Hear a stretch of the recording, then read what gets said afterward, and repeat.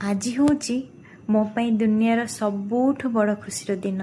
आज्ञा हाँ, मु हूँ से स्त्री जे कि गर्वर सहित कहीपे मो दुनियार सबुठ सुंदर जीवन साथी टे पाई। गर्व करिबिनी बा कहीं से धनरू अधिक धनी न हो पारती किंतु मनरू बहुत धनी। से तांको बापा को पैसा खर्च करने वाला नुह, तांको जीवन रे तांको छोट छोट स्वप्न करने से दिन राति बहुत कष्ट करती।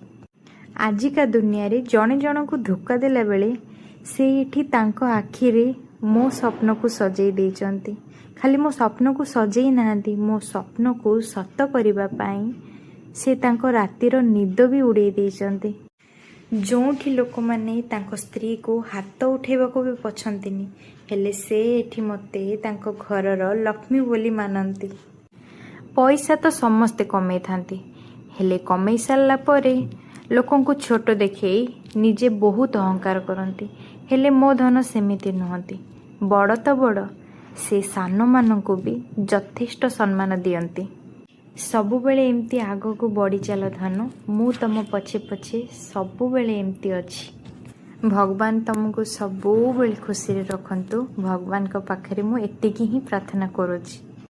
तुमको ना दुनिया लोक किछि भी प्रमाण करी देखेबा दरकार नहीं।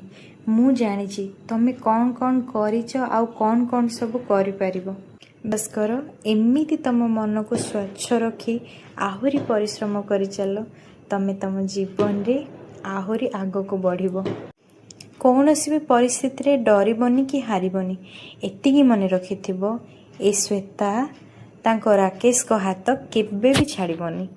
गाड़ी किनिबा दिन मोर जमा भी आइडिया नथिला जे एमती राकेश गाड़ी किनिबा को जाउचंती। आमे दुई जण जाको ड्यूटी रो आसीकी से मते डायरेक्ट धरिकी जाइथिले गाड़ी सबको, हठात किना किनिथिले गाड़ी।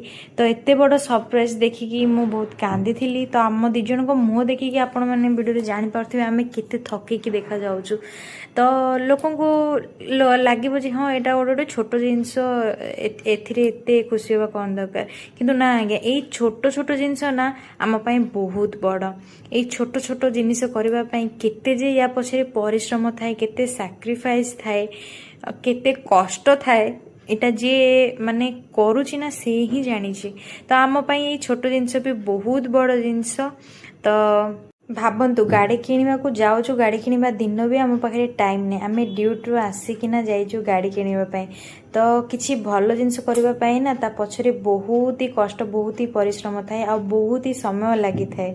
लास्ट रे बस एतिकी कहबी, I love you so much.